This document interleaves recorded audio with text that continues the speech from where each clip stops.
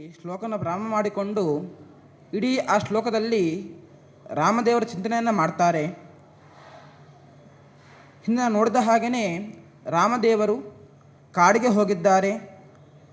ಹೋಗೋ ಪ್ರಸಂಗ ಹೇಗಿತ್ತು ಅಂತ ಸ್ವಲ್ಪ ನಾವು ನೋಡಿದ್ದೆವು.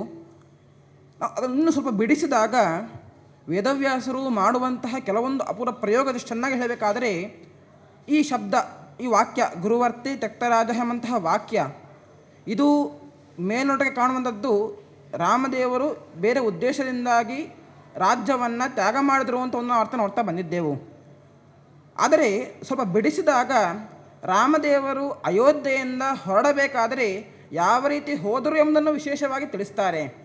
ಏನು ನೋಡಬೇಕಾದರೆ ಗುರುವರ್ತೆ ತ್ಯಕ್ತರಾಜ ಅಂತ ಹೇಳಮುಖವಾಗಿ ರಾಮದೇವರ ವೇಷಭೂಷಣ ಹೇಗಿತ್ತು ಅಂತ ಎಂಬುದನ್ನು ತಿಳಿಸ್ತಾ ಇದ್ದಾರೆ. ಏನು ಹೇಳಬೇಕಾದರೆ ಗುರುವರ್ತೆ ಎಂಬುದಕ್ಕೆ ನಾವು ಯಥಾಪ್ರಕಾರವಾಗಿ ಹಿಂದಿನಾಗ ಹಿಡ್ಕೊಂಡಾಗ, ಯಾಕಂದರೆ ಕೈಕೇಯಿಯ ಒಂದು ಪ್ರಾರ್ಥನೆ, ಹಾಗೆ ದಶರಥನ ಒಂದು ಪ್ರಾರ್ಥನಾನುಸಾರವಾಗಿ ಆದೇಶಾನುಸಾರವಾಗಿ ರಾಮದೇವರು ಕಾಡಿಗೆ ಹೋಗುವಂಥದ್ದು.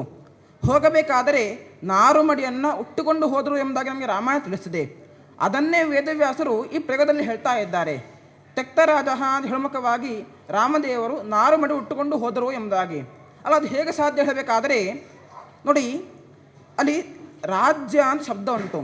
ರಾಜ್ಯ ಹೇಳಬೇಕಾದರೆ ರಾಜನಿಗೆ ಸಂಬಂಧಪಟ್ಟದ್ದು ರಾಜ್ಯ ಅಂತ ಅರ್ಥ. ರಾಜನಿಗೆ ಸಂಬಂಧಪಟ್ಟದ್ದು ಇಡೀ ದೇಶ ಹೇಗೇನೋ ಹಾಗೆಯೇ ಅವನ ವೇಷಭೂಷಣವೂ ಕೂಡ ಅವನಿಗೆ ಸಂಬಂಧಪಟ್ಟದ್ದಾಗಿರಬೇಕು. ಅಂದರೆ ರಾಜನಿಗೆ ಯಾವ ವೇಷ ಉಂಟು, ಅಂದರೆ ರಾಜನಿಗೆ ಕಿರೀಟ ಬೇಕು, ಹಾಗೆಯೇ ಆಯುಧಗಳೆಲ್ಲ ಇಟ್ಕೊಳ್ಬೇಕು, ಹಾಗೆಯೇ ಪೀತಾಂಬರ ಇತ್ಯಾದಿ ಧಾರಣೆ ಮಾಡಬೇಕು, ಆಭರಣಗಳನ್ನು ಧಾರಣೆ ಮಾಡಬೇಕು. ಇಷ್ಟೆಲ್ಲ ನಿಯಮ ಉಂಟಲ್ಲಿ. ಆದರೆ ರಾಮದೇವರು ಕಾಡಿಗೆ ಹೋಗಬೇಕಾದ್ರೆ ಹೇಗೆ ಹೋದರು? ಹಾಗೆ ಹೋಗಲಿಲ್ಲ. ಅವರು ರಾಜನಾಗಿ ರಾಜಸ್ಥಿಕೆಯನ್ನು ಬಿಟ್ಟು ಅವರು ನಾರುಮಡಿ ಉಟ್ಟುಕೊಂಡು ಹೋದರು. ಅದನ್ನು ಇಲ್ಲಿ ಹೇಳ್ತಾ ಇದ್ದಾರೆ. ರಾಜ್ಯ ಹೇಳಮುಖವಾಗಿ ರಾಜನಿಗೆ ಸಂಬಂಧಪಟ್ಟಂತಹ ವೇಷಭೂಷಣ ಅದೆಲ್ಲವನ್ನು ಕೂಡ ತ್ಯಕ್ತ್ವ, ಅದನ್ನು ತಾವು ತ್ಯಾಗ ಮಾಡಿ ನಾರುಮಡಿಯನ್ನು ಉಟ್ಟುಕೊಂಡು ರಾಮದೇವರು ಕಾಡಿಗೆ ಹೋದರೂ ನಾವು ಇಲ್ಲಿ ಚಿಂತನೆ ಮಾಡಬೇಕು. ಇದಾದ ಮೇಲೆ ಕಾಡಿಗೆ ಹೋಗ್ತಾರೆ. ಪಂಚವಟಿಗೆ ನಾವು ಕತೆ ನೋಡ್ತಾ ಬಂದಿದ್ದೆವು. ಸೀತೆಯ ಪ್ರತಿಕೃತಿಯ ಅಪಹರಣದ ಪ್ರಸಂಗ.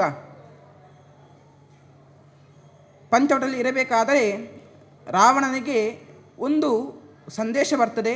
ಸೀತಾದೇವಿ, ಈಗ ಸುರದ್ರೂಪಿಯಾದಂತಹ ಸೀತಾದೇವಿ ಪಂಚವಟಿಯಲ್ಲಿ ಇದ್ದಾಳೆ, ಅಪಹರಿಸು ಎಂಬುದಾಗಿ ತನ್ನ ತಂಗಿ ಅದನ್ನು ಶೂರ್ಪಣಖಿಯಿಂದ ವಿಷಯ ಗೊತ್ತಾಗಿದೆ. ಬಂದಿದ್ದಾನೆ. ಮಾರೀಚನ ಒಂದು ಸಹಾಯ ಪಡೆದುಕೊಂಡು ಅವಳನ್ನು ಅಪಹಾರ ಮಾಡಬೇಕು. ರಾಮದೇವರನ್ನು ಲಕ್ಷ್ಮಣದೇವರನ್ನು ಮಾರೀಚ ಕರೆದುಕೊಂಡು ಹೋಗ್ತಾನೆ. ಈ ಕಡೆಯಿಂದ ಸೀತಾದೇವಿ ಒಬ್ಬಳೇ ಇರ್ತಾಳೆ. ಆ ಸಮಯದಲ್ಲಿ ರಾವಣ ಬಂದು ಅಪಹಾರ ಮಾಡಿಕೊಂಡು ಹೋಗ್ತಾನೆ. ಮತ್ತೆ ಪುನಃ ವೇದವ್ಯಾಸರು ಪ್ರಯೋಗ ಮಾಡ್ತಾರೆ. ಗುರುವರ್ತೆ ತ್ಯಕ್ತರಾಜ ಅಂತ ಹೇಳ್ತಾರೆ. ಏನು ಗುರುವರ್ಥ ಹೇಳಬೇಕಾದರೆ ಗುರು ಅರ್ಥ ಹಿಂದೆ ಮಾಡಿದ ಅರ್ಥನ ಹಿಡ್ಕೊಂಡಾಗ ದೊಡ್ಡದಂತಹ ಪ್ರಯೋಜನ ಏನು ಹೇಳಬೇಕಾದರೆ ರಾವಣ ಕುಂಭಕರ್ಣಾದಿಗಳ ಹತವಾಗಬೇಕು. ಅಷ್ಟು ಮಾತ್ರ ಅಲ್ಲ, ಇನ್ನೊಂದು ದೊಡ್ಡ ಪ್ರಯೋಜನ ಉಂಟು, ಸಂದೇಶ ಕಳಿಸ್ಲಿಕ್ಕೆ ಉಂಟು. ರಾವಣ ಕುಂಭಕರ್ಣನನ್ನು ಸಂಹಾರ ಮಾಡಿದ್ದು ಸುಮ್ಮನೆ ಅಲ್ಲ, ಅವರ ಪಾಪದ ಕೂಡ ಪೂರ್ಣವಾಗಿ ತೋರಿಸಬೇಕಿತ್ತು. ಆ ಕಾರಣಕ್ಕೋಸ್ಕರ ರಾಮದೇವರು ಆ ಪಂಚವಟಿಯನ್ನು ಬಿಟ್ಟು ಮಾರೀಚನ ಹಿಂದೆ ಹೋದರು. ಅದನ್ನೆಲ್ಲಿ ಹೇಳ್ತಾ ಇದ್ದಾರೆ. ಯಾಕಂದರೆ ಈ ಗುರು ಅರ್ಥ ಹೇಳಬೇಕಾದರೆ ಸೀತೆಯ ಪ್ರತಿಕೃತಿಯ ಅಪಹಾರ ಎಂಬುದು ಕೂಡ ಒಂದು ದೊಡ್ಡ ಪ್ರಯೋಜನ. ಯಾಕಂದರೆ ಅದರ ಅಪಹಾರವಾಗಿಲ್ಲ ಅಂತ ಹೇಳಿದರೆ ರಾವಣ ಈ ಕಡೆ ತಲೆ ಹಾಕೋದೇ ಇಲ್ಲ, ಅವನಿಗೆ ಬೇರೆ ಅವಕಾಶ ಇಲ್ಲ ಅಂತ ಆಗ್ತದೆ. ಅವನು ಒಂದು ವೇಳೆ ಈ ಪಾಪವನ್ನು ಮಾಡಲಿಲ್ಲ ಅಂತ ಹೇಳಿದರೆ ಸೀತಾದೇವಿ ಅಂದರೆ ಸೀತೆಯ ಪ್ರತಿಕೃತಿ ಅವನ ಬಳಿಗೆ ಹೋಗೋದಿಲ್ಲ. ಆವಾಗ ಅವನ ಸಂಹಾರ ಮಾಡಲಿಕ್ಕೆ ಒಂದು ನಿಮಿತ್ತನೂ ಸಿಗುವುದಿಲ್ಲ. ಅವನ ಕಾರಣಕ್ಕೋಸ್ಕರ ರಾಮದೇವರು ತಾವು ತ್ಯಕ್ತರಾಜ ಅಂದರೆ ತಾನು ಇದ್ದಂತಹ ರಾಜನಿಗೆ ಸಂಬಂಧಪಟ್ಟಂತಹ ಸ್ಥಳ ಪಂಚವಟಿ ಅದನ್ನು ಬಿಟ್ಟು ಹೋಗ್ತಾರೆ. ಆ ಸಮಯದಲ್ಲಿ ರಾವಣ ಬಂದು ಅಪಹಾರ ಮಾಡ್ತಾನೆ. ಇದಾದ ಮೇಲೆ ಇನ್ನೊಂದು ಇಲ್ಲಿ ಪ್ರಯೋಜನ ಹೇಳಬೇಕಾದರೆ ರಾವಣನ ಆ ಪಾಪದ ಕೊಳವನ್ನು ಪೂರ್ಣ ಮಾಡಬೇಕಿತ್ತು. ಆ ಕಾರಣಕ್ಕೋಸ್ಕರ ಅವರು ರಾಮದೇವರು ಬಿಟ್ಟು ಹೋಗ್ತಾರೆ. ಇದಾದ ಮೇಲೆ ಸೀತೆಯ ಅಪಹಾರವಾಗ್ತದೆ. ಬಂದು ನೋಡಿದಾಗ ಸೀತೆ ಅಲ್ಲಿ ಇರೋದಿಲ್ಲ. ಮತ್ತೆ ಪುನಃ ರಾಮದೇವರು ತ್ಯಕ್ತರಾಜ್ಯ ಅಂತಲ್ಲಿ ಇಟ್ಕೊಳ್ಬೇಕು. ನಾವು ಹೇಗೆ ಅರ್ಥ ಹೇಳಬೇಕಾದರೆ ರಾಜ್ಯ ಎಂಬುದಕ್ಕೆ ಇನ್ನೊಂದು ಅರ್ಥನ ಮಾಡಬಹುದು. ಅದೇನು ಹೇಳಬೇಕಾದರೆ ರಾಜ್ಯ ಇಯಂ ಅಂತ ನಾವು ಅರ್ಥ ಮಾಡಿದಾಗ ರಾಜನಿಗೆ ಸಂಬಂಧಪಟ್ಟವಳು ಯಾರು? ಸೀತಾದೇವಿ. ರಾಜ ಹೇಳಬೇಕಾದರೆ ರಾಮದೇವರು. ಆ ರಾಮದೇವರಿಗೆ ಸಂಬಂಧಪಟ್ಟವಳು ಹೇಳಿದರೆ ಪತ್ನಿಯಾದಂತಹ ಸೀತಾದೇವಿ. ತ್ಯಕ್ತರಾಜ ಒಂದು ರೀತಿಯಲ್ಲಿ ತಾವು ಬಿಡುವಂತಹ ಪ್ರಸಂಗ ಬಂತು.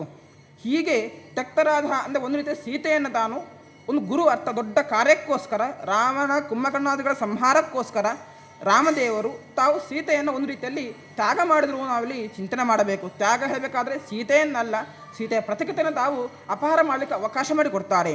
ಇದಾದ ಮೇಲೆ ಜಟಾಯುವಿನ ಪ್ರಸಂಗ, ಅಲ್ಲೂ ಕೂಡ ರಾಮದೇವರು ತ್ಯಕ್ತರಾಜ ಅಂತ ಅಲ್ಲಿ ಮಾಡಬಹುದು. ಯಾಕೆ ಹೇಳಬೇಕಾದರೆ ಜಟಾಯುವಿನ ಮುಂದೆ ಏನೇ ಜಟಾಯು ಹೇಳಬೇಕಾದ್ರೆ, ಯದ್ಯಪಿ ರಾವಣ ಅಪಹಾರ ಮಾಡ್ಕೊಂಡು ಹೋಗಬೇಕಾದ್ರೆ ತಡೆದಿದ್ದಾನೆ, ಪೆಟ್ಟು ತಿಂದಿದ್ದಾನೆ, ಕೆಳಗೆ ಬಿದ್ದಿದ್ದಾನೆ, ಇನ್ನೇನು ಪ್ರಾಣ ಹೋಗಬೇಕು, ರಾಮದೇವರ ದರ್ಶನವಾಗ್ತದೆ. ಕೊನೆಗೆ ಆ ಕಾಲದಲ್ಲಿ ಸೀತೆಯ ಒಂದು ಸಂದೇಶವನ್ನು, ಸೀತೆಯ ಪ್ರತಿಕತೆಯ ಸೀತೆಯ ಸಂದೇಶವನ್ನು ಜಟಾಯು ರಾಮದೇವರಿಗೆ ತಿಳಿಸಿ ತಾನು ಸಾವನ್ನಪ್ತಾನೆ. ಮುಂದೆ ಏನದನ್ನು ಕತೆ ಹೇಳಬೇಕಾದರೆ ತ್ಯಕ್ತರಾಜ ಅಂತ ಮತ್ತೆ ಪುನಃ ರಾಮದೇವರ ಚೈತನ್ಯ ನಾವು ನೆನಪು ಮಾಡಬೇಕು. ಅದೇನು ಹೇಳಬೇಕಾದರೆ ರಾಮದೇವರು ತ್ಯಕ್ತ ಎಂಬುದಕ್ಕೆ ನಾವು ಹಿಂದೆ ನಾವು ಮಾಡಿದ ಹಾಗೆಯೇ ತ್ಯಕ್ತ ತ್ಯಜ ವಿಸರ್ಗೆ, ವಿಸರ್ಗೆನ ಸೃಷ್ಟಿ ಅಂತ ಅರ್ಥ. ಸೃಷ್ಟಿ ಅಂದರೆ ಸೃಷ್ಟಿ ಮಾಡಲ್ಪಟ್ಟಂತಹ ರಾಜ್ಯ ಅದೇನು, ಅವನಿಗೆ ಮೋಕ್ಷವನ್ನು ತಾವು ಸೃಷ್ಟಿ ಮಾಡ್ತಾರೆ ಎಂಬುದಾಗಿ. ಸೃಷ್ಟಿ ಹೇಳಬೇಕಾದ್ರೆ ಇದ್ದ ಮೋಕ್ಷವನ್ನೇ ಕೊಡ್ತಾರೆ. ಹೀಗೆ ಆ ಜಟಾಯುವಿಗೆ ವಿಶೇಷವಾಗಿ ಮೋಕ್ಷವನ್ನು ರಾಮದೇವರು ಕೊಡುತ್ತಾರೆ. ನಾವು ಚಿಂತನೆ ಇದನ್ನು ನಾವು ಮಾಡಬೇಕು. ಏನು ಹೇಳಬೇಕಾದರೆ ಸೀತೆಯ ಅಥವಾ ಸೀತೆಯಿಂದ ಅಂದರೆ ಸೀತೆ ಪೂರ್ಣ ಸನ್ನಿಧಾನ, ಲಕ್ಷ್ಮೀದೇವಿಯ ಪೂರ್ಣ ಸನ್ನಿಧಾನ ಉಳ್ಳಂತಹ ವೇದದ ಅಪಹಾರವಾಗಬೇಕಾದರೆ, ವೇದದ ಅರ್ಥದ ಅಪಹಾರ ಆಗಬೇಕಾದರೆ ನಾವು ಅದನ್ನು ಖಂಡನೆ ಮಾಡಿದರೆ ಆವಾಗ ನಮಗೂ ಕೂಡ ಒಳ್ಳೆಯ ಮೋಕ್ಷವನ್ನು ಅಂದರೆ ಸಂತೋಷವನ್ನು ರಾಮದೇವರು ಕೊಡ್ತಾರೆ ಎಂಬುದಾಗಿ ನಾವಿಲ್ಲಿ ಈ ಜಟಾಯುವಿನ ಚರಿತ್ರೆ ನಾವು ತಿಳಿದುಕೊಳ್ಳಬೇಕು. ಹೀಗೆ ಭಗವಂತ ನಾವು ಮತ್ತೆ ಪುನಃ ಗುರುವರ್ತೆ ತ್ಯಕ್ತರಾಜ, ಗುರು ಎಂಬುದರ ಮೂಲಕವಾಗಿ ಜಟಾಯು, ಯಾಕಂದರೆ ದೊಡ್ಡ ಕಾರ್ಯ ಮಾಡಿದವನು, ಅವನಿಗೆ ಒಂದು ಒಳ್ಳೆಯದಾದಂತಹ ಸಂಪತ್ತು, ಅದೇನು ಹೇಳಬೇಕಾದರೆ ಮೋಕ್ಷ ಸಂಪತ್ತನ್ನು ಕೊಡೋದಕ್ಕೋಸ್ಕರ ತ್ಯಕ್ತರಾಜ ಅವನಿಗೆ ಮೋಕ್ಷವನ್ನು ಕೊಟ್ಟರೂ ನಾವೆಲ್ಲಿ ಚಿಂತನೆ ಮಾಡಬೇಕು ಅಂತ ಹೇಳ್ತಾ ಕೃಷ್ಣಾರ್ಪಣಮಸ್ತು. ಓಂ ಸ್ವಸ್ತಿ.